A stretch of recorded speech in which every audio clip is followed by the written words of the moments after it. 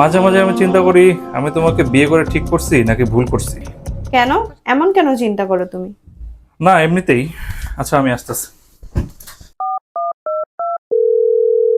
হ্যাঁ বাবা, কেমন আছিস? হ্যাঁ আম্মা, আসসালামু আলাইকুম। ওয়ালাইকুম সালাম। কিরে তোরা কেমন আছিস? হ্যাঁ আম্মা, আছি আলহামদুলিল্লাহ ভালো। তোমরা কেমন আছো? আলহামদুলিল্লাহ ভালো আছি। শোন, বিকেলে আসতেছি আমরা। ও তাই, তুমি আজকে বিকালে আসবা? আচ্ছা ঠিক আছে, আমি তাহলে তোমাকে স্টেশনে নিতে যাব, ঠিক আছে?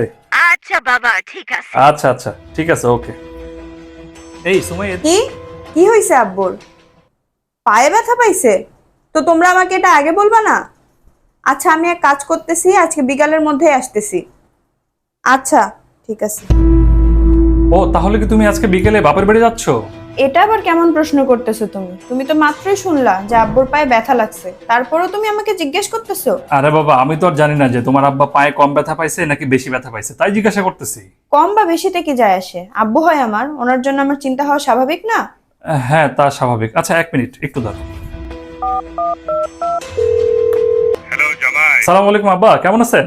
হ্যাঁ বাবা, আমরা তো ভালো আছি, তোমরা কেমন আছো? হ্যাঁ আব্বা, আমরা ভালো আছি। আচ্ছা আব্বা, আমি শুনলাম ওই যে আপনার পায়ে নাকি ব্যথা লাগছে অনেক জোরে। কই বাবা, না তো, আমি তো অনেক ভালো আছি আল্লাহর রহমতে, আলহামদুলিল্লাহ। ও আচ্ছা, তাহলে আমি মনে হয় ভুল শুনছি। আচ্ছা আব্বা ঠিক আছে, ভালো থাকেন আব্বা। হ্যাঁ আসসালামু আলাইকুম।